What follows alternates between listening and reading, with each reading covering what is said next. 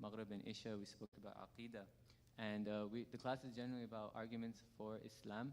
And then coming from like an Aqeedah point of view, whether we all have an innate feeling towards La ilaha illallah Muhammadur Rasulullah that we can all reach either through our mind and then align that with our hearts, as we all have a fitrah that aligns with La ilaha illallah Muhammadur Rasulullah. So the class specifically between Maghrib and Isha was about one being about balagha or eloquence in the Quran. And the Imam had given of us different levels of categories of the way that the Quran uses certain elements or tools in order to make the reader or the listener reflect. One of them that's coming to mind is repetition. For example, in Surah Rahman, we hear over and over again, فَبِأَيِّ آلَاءِ رَبِّكُمَا تُكَذِّبَانِ, which of you two will you deny of your Lord's favors?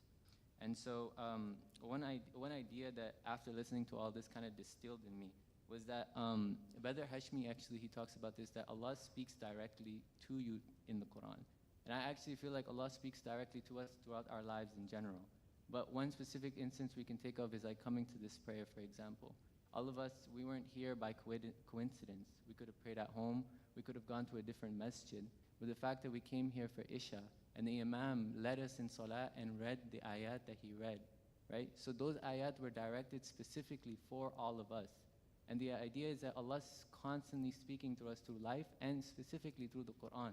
The Quran is more direct in the sense that He's telling you a certain message. He's telling you something that He wants you to pay attention to, something to reflect on, right? So one example for me that is constantly coming to me is فَإِنَّ مَا الْعُسْرِ يُسْرًا إِنَّ مَا الْعُسْرِ يُسْرًا. So for me, whenever I hear these ayats, especially recently in the last weeks or two, it gives me a lot of relief. And the thing is, we have to understand the kind of the grammar or the Arabic text a little bit. Even if we take a little bit of step, we take one step to Allah, Allah will take two steps to us. So we come and look and reflect on these ayat. And some of the few things I wanted to share in the Arabic specifically is that the grammar in these ayat are in such a way that Allah subhanahu wa ta'ala is saying that for every one ease, Allah is saying that indeed with difficulty comes ease. We've heard these ayat and He repeats it twice. But the Arabic is specific in the sense that He's specifying one difficulty. Al. He's using al to specify one difficulty. But then when He says yusran, He's using the indefinite meaning a ease. So He doesn't specify the ease. And He repeats this twice in order to show that for the same difficulty that any of us are going through, we will get multiple or even at least two or multiple eases from that one difficulty. And this is obviously consolation to the Prophet Muhammad ﷺ, who's getting persecuted in Mecca, and he's going through the difficulty where Allah subhanahu wa ta'ala is opening his mind and thinking that you have to go through this in order for the ease to come. So that's the one thing. When I come and I hear these ayat, they give me a sense of relief. The second thing is that there's an acknowledgement here saying that there has to be difficulty in order for you to reach ease. We all understand this in the dunya aspect. Right? If there is a medical procedure that is painful, but it will cure your disease, we are okay with that.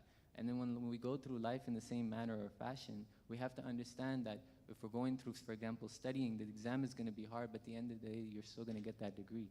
Right? So life is in the same way, and Allah subhanahu wa ta'ala is reiterating this through the Quran, through these two simple ayat, just two simple ayat. And then the last thing that I feel like is really beautiful, and I just found this out recently, was that when someone is going through some difficulty, you tell them, hey, whatever you're going through, it's okay, it's okay. You use the repetition in order to console the person, to tell them you understand, and the most you can tell them is like, hey, I understand where you're coming from, let me say it to you twice.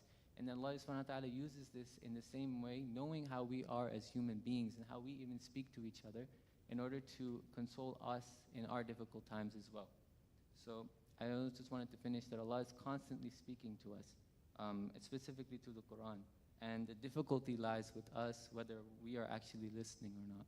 So Jazakallahu khairan, wassalamu alaikum wa rahmatullahi wa barakatuh.